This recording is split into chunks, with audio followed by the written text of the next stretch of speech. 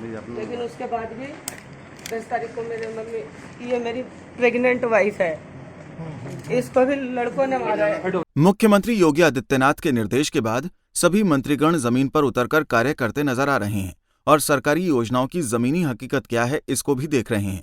साथ ही सरकारी योजनाओं का गरीबों तक कितना लाभ पहुंच रहा है इसको भी परख रहे हैं।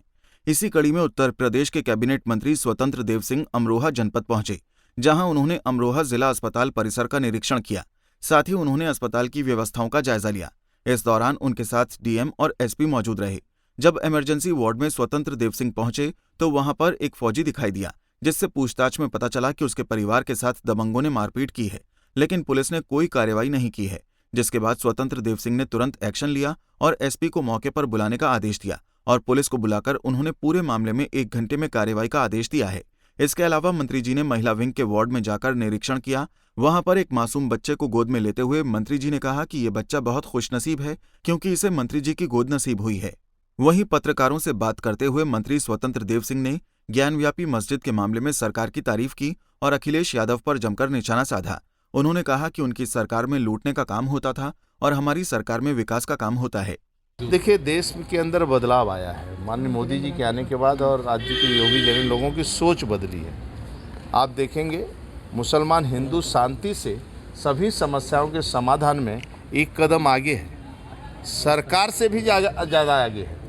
आज एक सिपाही जाता है, माइक उतर जाता है, एक सिपाही जाता है, हनुमान चालीसा बंद हो जाता है।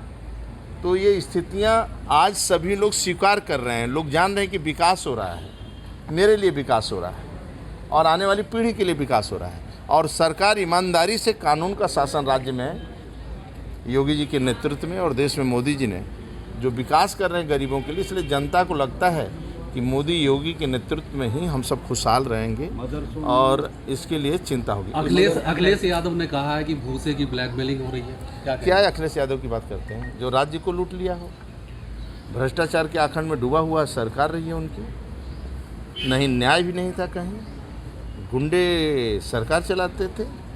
अब तो को लूट लिए होते 1 महीना में। और योगी सरकार में मंत्री देख रहे हैं कितने टेम्परेचर में पब्लिक को कैसे सेवा मिले, सुविधा मिले। सरकार बनने के बाद एक दिन भी संजीव जी रेस्ट नहीं किए। संदीप जी हमारे युवा हैं और उनके यहाँ मंत्री इस प्रकार की युवा रहता तो अब तक लद्दाख घूमता, सिंगापुर निकल जाता। लेकिन गांव-गांव भटक रहे हैं हमारे दोनों मंत्री युवा, और एक एक चीज़ समस्या का समाधान कैसे हो और गरीब दलित शोषित वंचित को न्याय कैसे मिले, उसको सुविधाएं कैसे सरकार को मिले, इसलिए रात दिन हम लोग परिश्रम की पराकाष्ठा कर रहे हैं। आदरणीय मोदी जी, आदरणीय योगी जी के नेतृत्व में यह सब काम चल रहा है और ये खुशहाल होगा। मंत्री के द्वारा दिए गए आश्वासन के मामले में जब फौजी चमन कुमार से बात हुई तो उन्होंने बताया कि उनके परिवार में 3 लोग फौजी हैं और उनके परिवार की पुलिस ने कोई खास सुनवाई नहीं की, जिसके बाद मंत्री से शिकायत हुई है और मंत्री ने उनके मामले में कार्रवाई का आश्वासन दिया है। आपका नाम क्या है? मेरा नाम चमन कुमार है। कहाँ के रहने वाले हैं? हम देहराचक। थाना कौन सा पड़ता? थाना मंडी धनोरा। अब जो ये मारपीट हुई उसके बाद थाने गए थे आप लोग? हाँ, हम गए थे थाने। फिर क्या हुआ वहाँ पर? थाने गए थे, वहाँ पे हमारी FIR दर्ज की। वहाँ पे मेरी मम्मी गई थी जो पढ़ी लिखी नहीं है, कि FIR हमने टाइप करके भिजवाई थी वहाँ पर।